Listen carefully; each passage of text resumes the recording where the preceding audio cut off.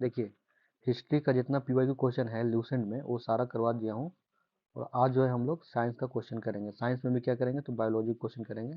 ठीक है, अगर आप हिस्ट्री का क्वेश्चन नहीं देखे हैं तो जाके वो आप देख सकते हैं, प्ले लिस्ट में जाके चेक कर सकते हैं। आज हम लोग क्या करेंगे, तो आज हम लोग बायोलॉजी करेंगे, उसके बाद केमिस्ट्री, उसके बाद फिजिक्स। ठीक है, इस तरह हमारा सीरीज चलेगा। तो इसमें देखिए पहला क्वेश्चन क्या कह रहा है, फर्स्ट कुछ अच्छा। इस क्वेश्चन स्टार्ट करने से पहले मैं आपको इसमें कुछ थ्योरेटिकल पार्ट बताना चाहता हूँ। जैसे देखिए, बायोलॉजी, तो बायोलॉजी जो है ना, बायोलॉजी का टर्म किसने दिया था? तो फादर ऑफ बायोलॉजी किसको कहते हैं? तो फादर ऑफ बायोलॉजी हम लोग कहते हैं वो है अरिस्टोटल को। और इन्हीं को हिंदी में अरस्तु बोलते हैं। ठीक है, इन्हीं को हिंदी में क्या बोलते हैं? हिंदी में अरस्तु बोलते हैं। इंग्लिश नाम हो गया अरिस्टोटल। अगर हम बायोलॉजी का टर्म पूछें कि बायोलॉजी जो टर्म है ये किसके द्वारा दिया गया था, तो ये दिया गया था लेमार्क के द्वारा। ये पूरा नाम है जीन बाप्टिस्टे दी लेमार्क और ट्रिविरियर नियसम। ठीक है, ट्रिविरियर नियसम, थोड़ा सा नाम इनका प्रोनाउंसिएशन थोड़ा टफ है, लेकिन आप याद रखिएगा, ये इनका इतना नाम याद रखिएगा, लेमार्क एंड ट्रेवी रेनसन इन 1802 में ये दिया गया था। ठीक है, अब आपको ये बताते हैं, जैसे बायोलॉजी हो गया, तो बायोलॉजी को दो पार्ट में डिवाइड किया गया है। एक होता है जूलॉजी, एक होता है बॉटनी। ठीक है, तो जूलॉजी, जूलॉजी में को कैसे याद रखिएगा, तो जूलॉजी को याद रखिएगा, जैसे आप कहीं जाते हैं, जू में जाते हैं ना, जू में क्या दिखते हैं वहाँ? जू में जाते हैं तो वहाँ तो एनिमल दिखते हैं ना, जू जानवर दिखते हैं। तो इससे आपको याद हो जाएगा कि जो जूलॉजी है उसमें हम लोग एनिमल के बारे में पढ़ते हैं। ठीक है, और फिर बॉटनी, तो बॉटनी में हम लोग पेड़ पौधे के बारे में पढ़ते हैं। ठीक है, तो ये दोनों याद रखिएगा।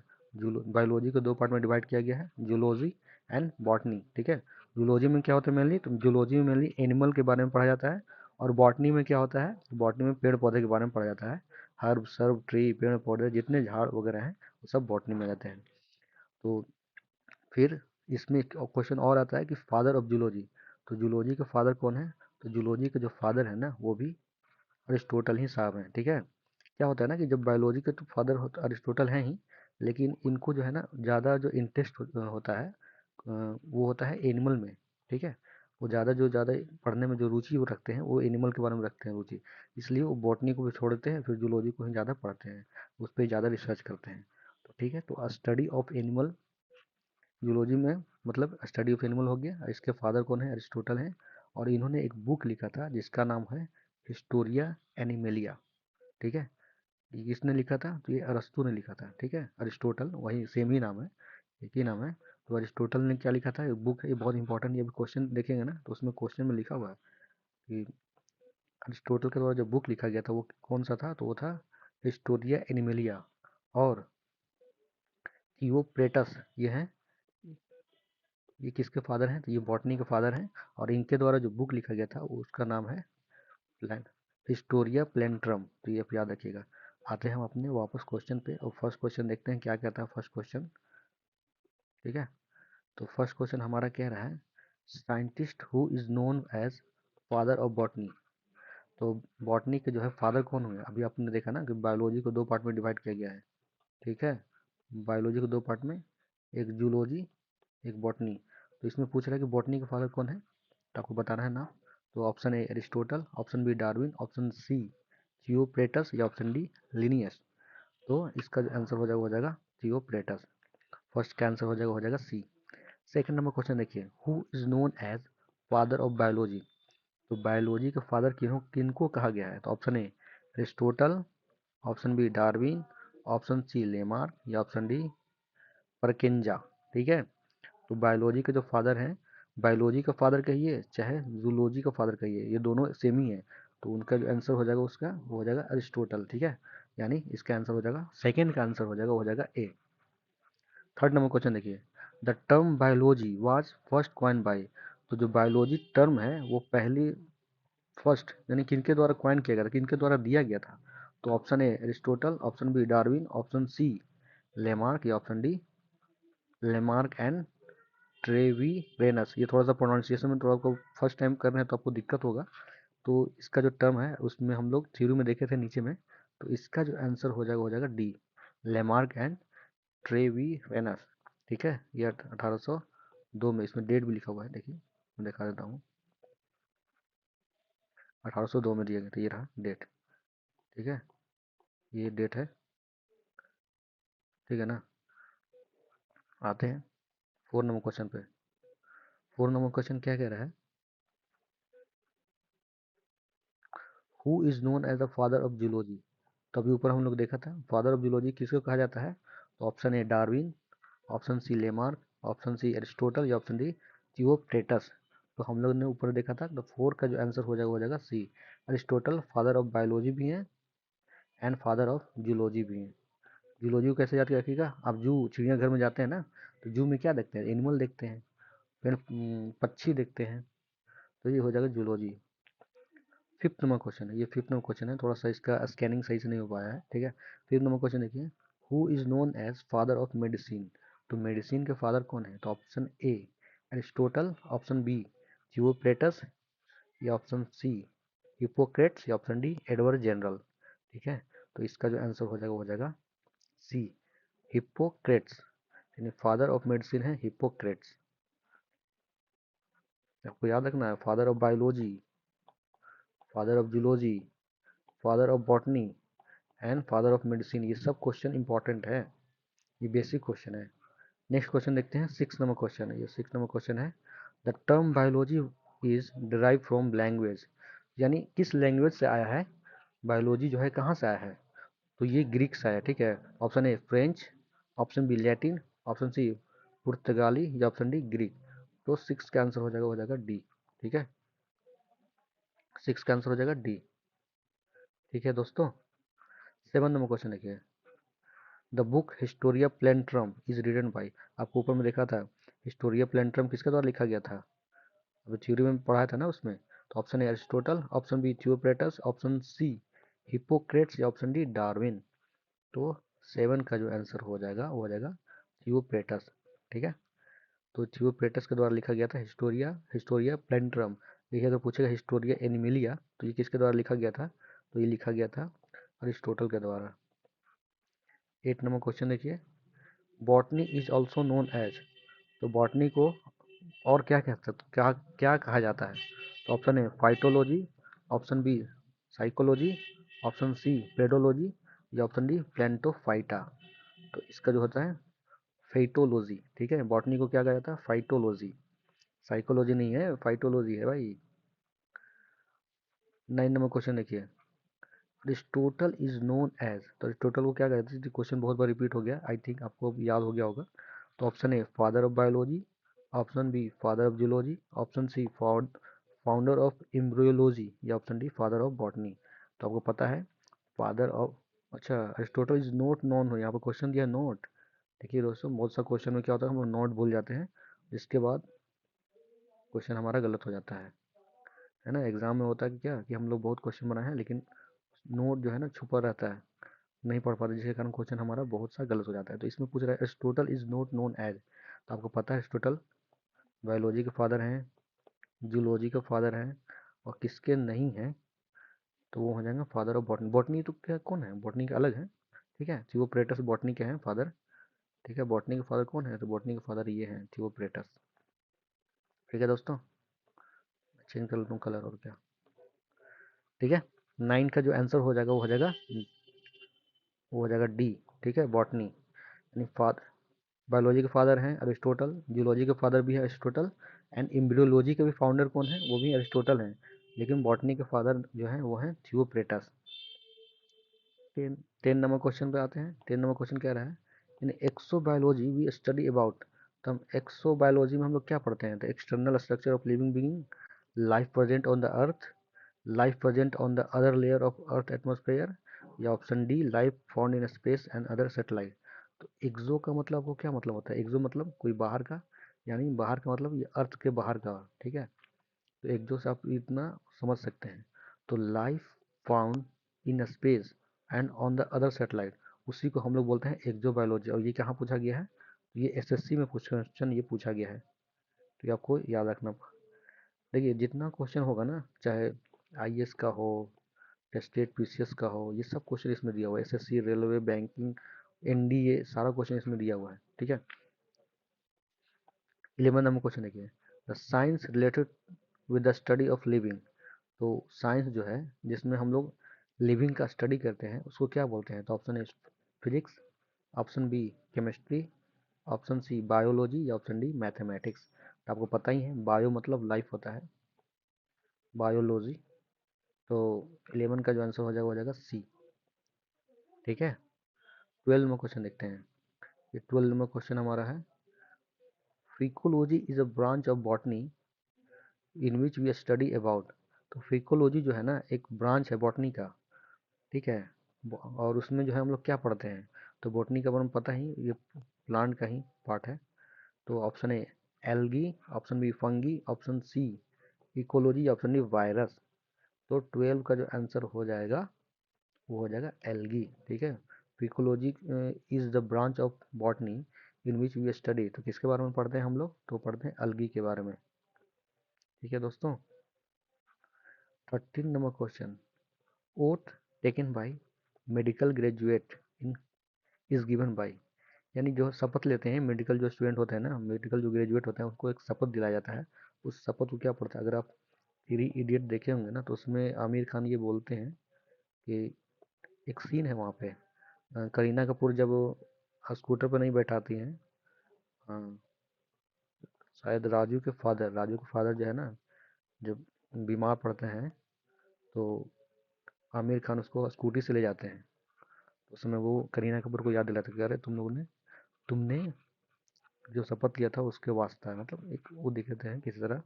तो option A Aristotle, option B Theocritus, option C Hippocrates या ऑप्शन डी डार्विन।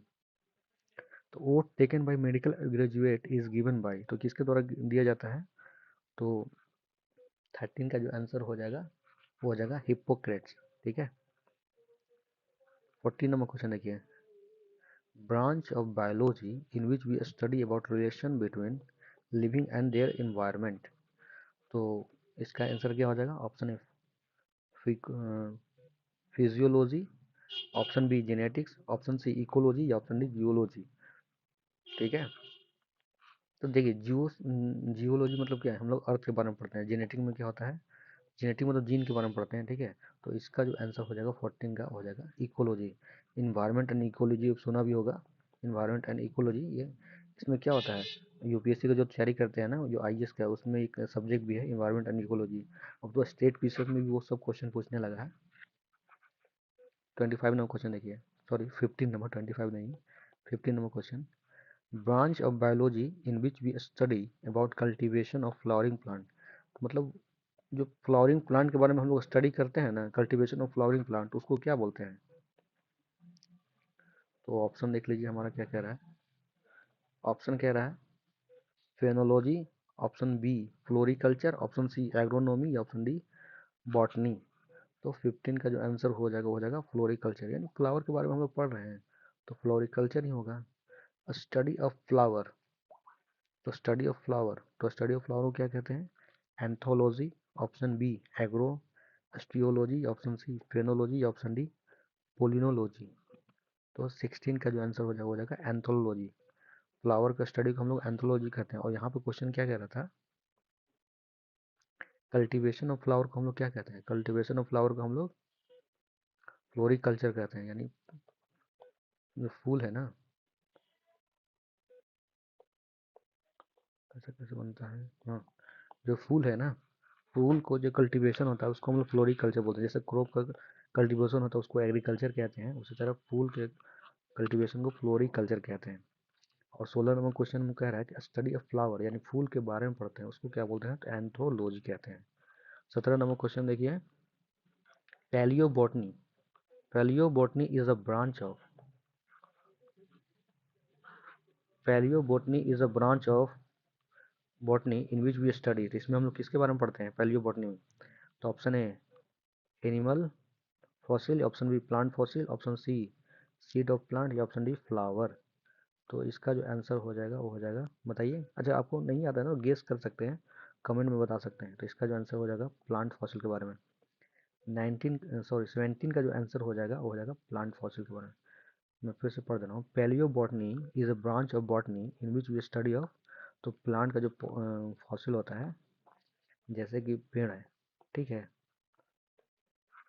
ये पेड़ है और कुछ दिन के बाद ये डेड हो जाता है, तो ये मिट्टी मिलने के बाद काफ़ी दिन के बाद ये इसमें फॉसिल फ्यूल और जो है ना फॉसिल फ्यूल बन जाता है, जो एग्रीकल्चर में यूज होता है बहुत सा।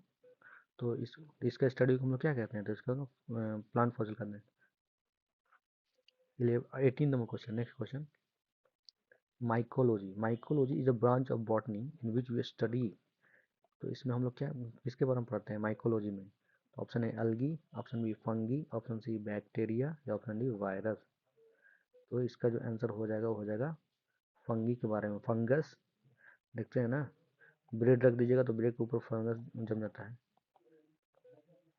18 का आंसर हो जाएगा बी। 19 नंबर क्वेश्चन देखिए। Silviculture is the branch of botany in which we study about. तो सिल्वीकल्चर जो ब्रांच ऑफ बॉटनी है उसमें हम लोग क्या पढ़ते हैं? तो option A culture of algae, option B development of forest, option C culture of fungi या ऑप्शन डी सिल सी फीड अ प्लांट। तो 19 का जो आंसर हो जाएगा वो हो जाएगा बी डेवलपमेंट ऑफ फॉरेस्ट, यानी फॉरेस्ट में जो डेवलपमेंट होता है उसका स्टडी हम लोग जो करते हैं उसी को सिल्वी कल्चर कहते हैं। एक होता है सेरी कल्चर, ठीक है, तो उससे कंफ्यूज मत होइएगा। 20 नंबर क्वेश्चन देखिए। The branch of agriculture concern with production of crop, यानी क्रॉप का जो प्रोडक्शन होता है उससे रिलेटेड है, उसको हम लोग क्या कहते हैं? तो agrotology, option B agronomy, option C agrostology. यहाँ पे एग्रोटोलॉजी है, यहाँ पे सी में एग्रोस्टोलॉजी है, ऑप्शन डी में एंथ्रोपोलॉजी। तो 20 का जो आंसर हो जाएगा वो हो जाएगा एग्रोनॉमी, एग्रीकल्चर से बना है। तो क्रॉप के जो प्रोडक्शन के बारे में हम लोग पढ़ते हैं ना उसको बोलते हैं एग्रोनॉमी।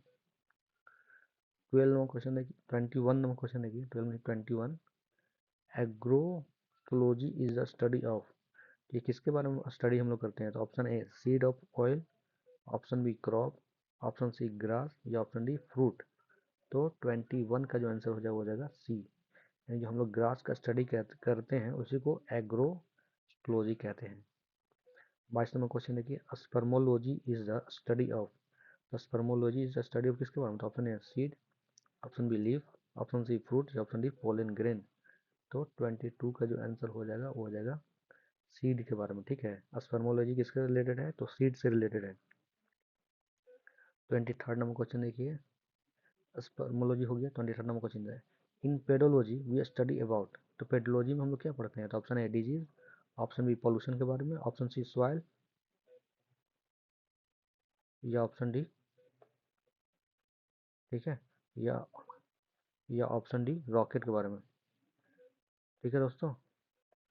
तो 23 का जो 23 का जो आंसर हो जाएगा वो हो जाएगा सी, ठीक है। 23 का जो आंसर हो जाएगा सी। 24 नंबर क्वेश्चन देखिए। Distribution of plant on various agriculture, distribution of plant of the on various agriculture, various part of earth, sorry, distribution of plant on various part of earth, इसे क्या, इसको क्या बोलते हैं डिस्ट्रीब्यूशन? तो biogeography, option B geo geography, option C phytogeography, option D geography.